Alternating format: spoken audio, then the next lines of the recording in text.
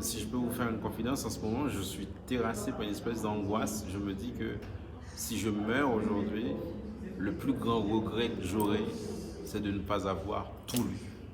Bonjour, je suis Philomé Robert, je suis journaliste, essayiste et depuis quelque temps romancier, auteur de Vagabondage éphémère.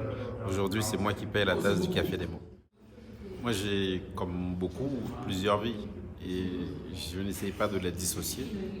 J'essaye de faire en sorte à ce que quand je quitte par exemple le plateau de la chaîne France 24, que je me remette à faire autre chose.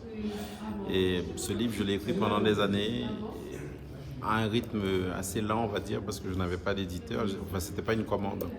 Donc, comme je n'avais pas d'éditeur et je n'avais pas de date limite, j'ai travaillé à mon rythme à chaque fois que je pouvais, mais en étant le plus isolé possible. Donc, parfois, ça prenait des semaines, parfois, ça prenait des mois. D'autres fois, il m'est arrivé de mettre de très très longues semaines avant d'écrire une séquence. Et donc j'ai essayé de travailler en fonction de mon emploi du temps à la chaîne, mais en ayant conscience qu'il faut de la régularité, il faut de la rigueur, voire même un peu de rigidité. C'est ce que j'ai essayé de faire vers la fin. Donc il m'a fallu autour de 6 ans pour écrire ce texte et quelques 2 ans pour trouver un éditeur. Vraiment, moi en tant que journaliste, quand je relis ce que j'ai écrit, je me dis que quelque part le journaliste qui fait de l'information en continu, qui écrit vite et qui va vite, ce journaliste-là, il a laissé sa marque dans le travail du romancier. Et de toute façon, c'est pas plus mal parce que c'est ma marque à moi, il y a une empreinte que j'ai héritée évidemment parce que c'est mon métier, mais c'est aussi parce que c'est comme ça aussi que j'aime lire. J'aime l'écriture qui va vite. Par exemple, je serais incapable de me prendre d'admiration pour une espèce de plan séquence au cinéma qui durerait 3 heures. Et même si ça peut être joli, mais moi je veux du rythme, je veux du mouvement. Et dans mon travail en tant que journaliste, il y a du rythme et du mouvement parce que les éléments vont et viennent. Et dans mon travail en tant que romancier aussi, il y a du mouvement, heureusement. Malhonnêteté. Malhonnêteté, c'est le mot qui m'agace le plus.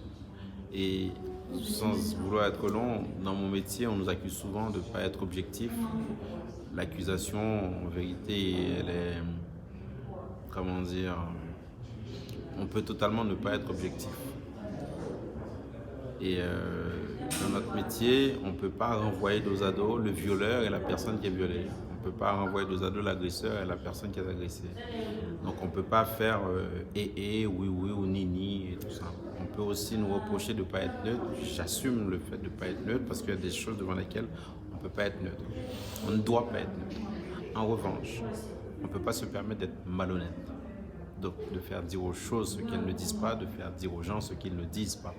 Donc le mot malhonnêteté, c'est un mot qui m'agace fortement. Ah, c'est une question piège. Alors, j'en ai beaucoup, évidemment, parce que je suis un assez bon lecteur. J'adore lire. Et moi, je conclue toujours mes journées par une séance de lecture. Même si c'est 2 pages, même si c'est 3 pages. Pour moi, c'est le moment où je fais le break, comme on dit, où je ronde avec le rythme absolument fou de la journée. Et parmi les Haïtiens, vous savez qu'on a une grande quantité d'auteurs et de très très bonne facture, de très bonne qualité. J'ai un faible pour Lionel Trouillot. Voilà.